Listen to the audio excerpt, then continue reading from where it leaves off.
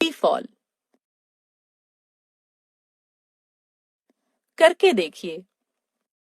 एक छोटा पत्थर हाथ में पकड़िए, उस पर कौन कौन से बल प्रयुक्त हो रहे हैं। अब उस पत्थर को धीरे से छोड़ दीजिए। आपको क्या दिखाई देगा? आपके द्वारा छोड़े जाने के बाद पत्थर पर कौन से बल प्रयुक्त हुए? हमें ज्ञात है कि पृथ्वी का गुरुत्वीय बल सभी पिंडों पर प्रयुक्त होता है।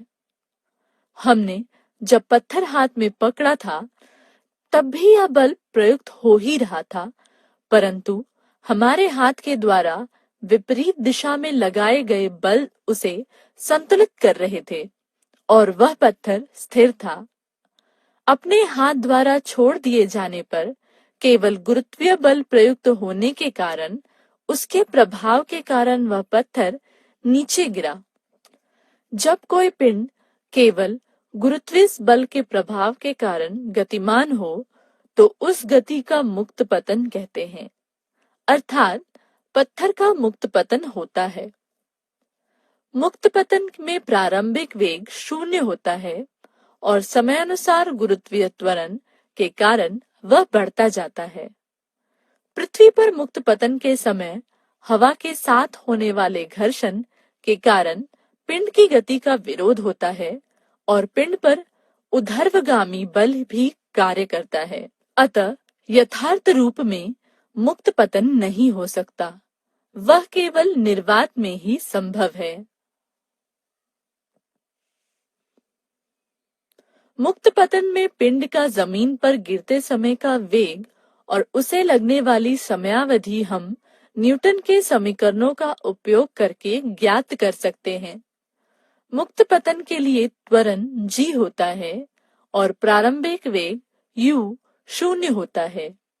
यह मानकर ये समीकरण निम्नानुसार है: v is equal to gt, s is equal to 1/2 gt square, v square is equal to 2gs।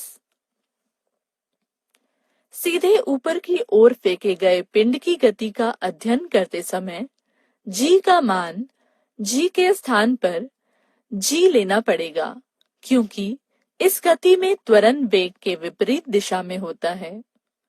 g का परिणाम उतना ही होता है, परंतु इस त्वरण के कारण पत्थर के वेग में वृद्धि ना होकर कमी होती है। चंद्रमा और कृत्रिम उपग्रह भी केवल पृथ्वी के गुरुत्वीय बल के प्रभाव के कारण गतिशील रहते हैं। इस कारण वे भी मुक्त पतन के उदाहरण हैं। क्या आप जानते हैं, पृथ्वी के किसी एक स्थान पर g का मान सभी पिंडों के लिए समान होता है। इसीलिए किन्हीं भी दो पिंडों को एक ही ऊंचाई से छोड़ने पर वे एक ही समय पर जमीन पर पहुंचते हैं। उनके द्रव्यमान तथा अन्य किसी भी गुणधर्म का इस समयावधि पर परिणाम नहीं होता। ऐसा कहा जाता है कि गैलीलियो ने लगभग ईसवी सदी 1590 में इटली देश के पीसा शहर में एक प्रयोग किया। दो विभिन्न द्रव्यमानों के गोले वहां की झुकी हुई मीनार से एक ही समय नीचे छोड़े तो वे एक ही समय पर जमीन पर गिरते हैं, यह सिद्ध किया। यदि हमने एक भारी पत्थर और एक पंख को ऊंचाई से एक ही समय पर छोड़ा तो भी वे एक ही समय पर जमीन पर पहुंचते हुए नहीं दिखाई देते। पंख के हवा से होने वाले घर्षण के कारण एवं प्रयुक्त होने वाले ऊर्ध्वगामी बल के कारण पंख तैरते हुए धीरे धीरे नीचे आता है और जमीन पर देर से पहुंचता है। हवा के द्वारा प्रयुक्त होने वाला बल पत्थर पर प्रभाव करने में कम पड़ता है, तथापि वैज्ञानिकों ने यह प्रयोग निर्वात में करके यह सिद्ध किया कि पत्थर और पंख दोनों पिंड एक ही समय जमीन पर पहुंचते हैं।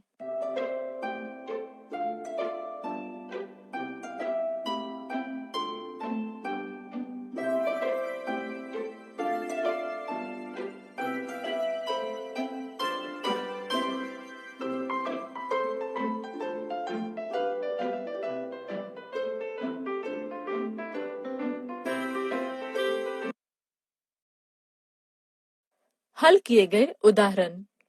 उदाहरण 1। एक 3 किलो द्रव्यमान का लोहे का गोला 125 मीटर ऊंचाई से नीचे गिरा। जी का मान 10 मीटर प्रति सेकंड स्क्वायर मानकर नीचे दी गई राशियों के मान ज्ञात कीजिए। अ जमीन तक पहुंचने के लिए लगने वाली समयावधि। ब जमीन तक पहुंचते समय उसका वेग। क आधे समय में उसकी ऊंचाई।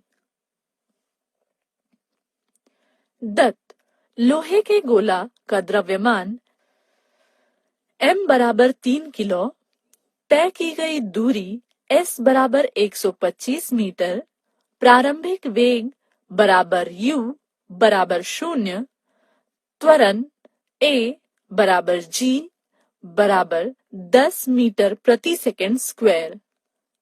अ न्यूटन के दूसरे समीकरण के अनुसार S is equal to u t plus 1/2 A2 square, इसीलिए 125 is equal to 0t plus 1/2 into 10 into t square is equal to 5t square. t square is equal to 125/5 is equal to 25. T is equal to 5s. लोहे का गोला 5 second में जमीन पर पहुंचेगा। ब Newton के पहले समीकरण के अनुसार अंतिम वेग बराबर v बराबर u प्लस at बराबर 0 प्लस 10 गुना 5 बराबर 50 मीटर पर सेकंड। लोहे के गोले का जमीन पर पहुंचते समय वेग 50 मीटर पर सेकंड होगा। क कुल समय का आधा समय is equal to t is equal to 5/2 is equal to 2.5 s। उस समय लोहे के गोले द्वारा तय की गई दूरी बराबर s। s is equal to ut plus 1/2 at square. S is equal to 0 plus 1/2 10 into 2.5 square is equal to 31.25 m. आधे समय में लोहे के गोले की ऊंचाई is equal to 125 minus 31.25 is equal to 93.75 m. उदाहरण 2। एक टेनिस की गेंद ऊपर फेंकी और वह 4.05 मीटर ऊंचाई तक पहुंचकर नीचे आई। उसका प्रारंभिक वेग कितना होगा? उसे नीचे आने में कितना समय लगेगा? जी का मान 10 मीटर प्रति सेकंड स्क्वायर। दत्त गेंद का अंतिम वेग v बराबर 0, गेंद के द्वारा तय की गई दूरी s बराबर 4.05 मीटर, गेंद का त्वरण a is equal to minus g is equal to -10 metre पर सेकंड स्क्वायर। न्यूटन के तीसरे नियमानुसार v square is equal to u square plus 2as। 0 is equal to u square plus 2 bracket minus 10 into 4.05. Therefore, u square is equal to 81. u is equal to 9 meter per second. गेंद का प्रारंभिक वेग is equal to 9 metre प्रति second. अब हम गेंद के नीचे आते समय की क्रिया देखेंगे। माना कि गेंद t समय में नीचे आती है। अब गेंद का प्रारंभिक वेग 0 मीटर प्रति सेकंड, गेंद के द्वारा तय की गई दूरी बराबर 4.05 मीटर और गेंद का वेग और उसका त्वरण एक ही दिशा में होने के कारण a is equal to g is equal to 10 metre पर सेकंड स्क्वायर। न्यूटन के दूसरे समीकरण के अनुसार s is equal to ut plus 1 by 2 a2 square. 4.05 is equal to 0 plus 1 by 2 10 t square. T2 is equal to 4.05 by 5 is equal to 0.81. T is equal to 0.9 s. गेंद को नीचे आने के लिए 0.9 सेकंड लगेंगे। उसे ऊपर जाने के लिए भी उतना ही समय लगेगा।